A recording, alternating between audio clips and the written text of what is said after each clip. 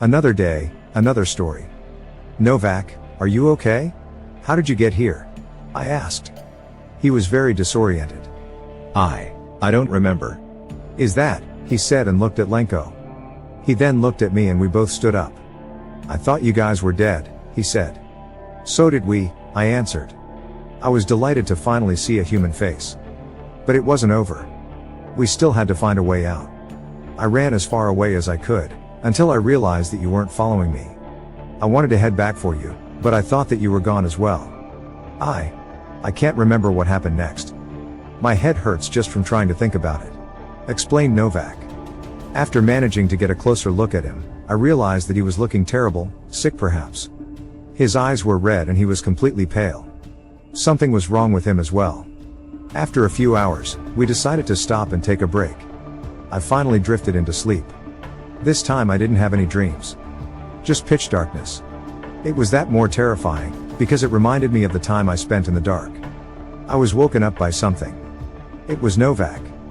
He gestured to me to stay silent. I saw Lenko sleeping a few meters away. Tarkov, listen, he whispered. We need to go now, we need to get away from him. What are you talking about, are you crazy? I whispered back. Tarkov, do you remember the banging back at the station? He asked. When I looked out of the window, I saw something, but at that point I thought that my mind was playing tricks on me, so I stayed silent, he explained. In the far distance, I saw a figure, standing with its back turned to us. It was walking away, but it stopped when I focused my eyes on it. It turned and looked at me. It was him. It was Lenko, finished Novak his revelation. I took a minute to process all this. I then nodded and silently stood up. We proceeded to carefully walk away. Something was wrong with this place. Something I can't explain. People disappeared, people appeared. If what Novak was saying was true, was the person behind us Lenko? If not, what was it? Was Novak telling the truth? Was it really Novak or something else? I couldn't trust anyone. I didn't even trust myself. It all felt so unreal, but so real at the same time. I had so many questions I didn't want answers to. I felt like I would break at this point. I felt as if the walls of the tunnel were collapsing on me, getting tighter and tighter each second. I wanted so desperately to get out. I wanted to go home. But I was so far away from home. Then I heard a voice behind me. Are you my friend, Tarkov?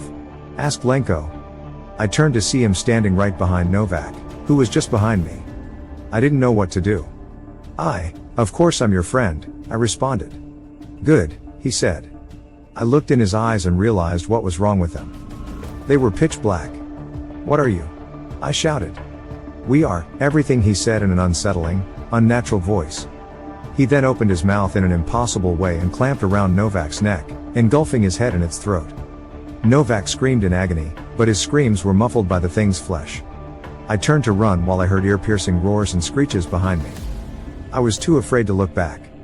But I felt that it was getting closer. Thump, thump, thump. I ran through the tunnel for a while, until I reached an intersection. In the center, there was a spiral ramp. My heart dropped. This could be where we came from. It had to be. Thump, thump, thump, thump.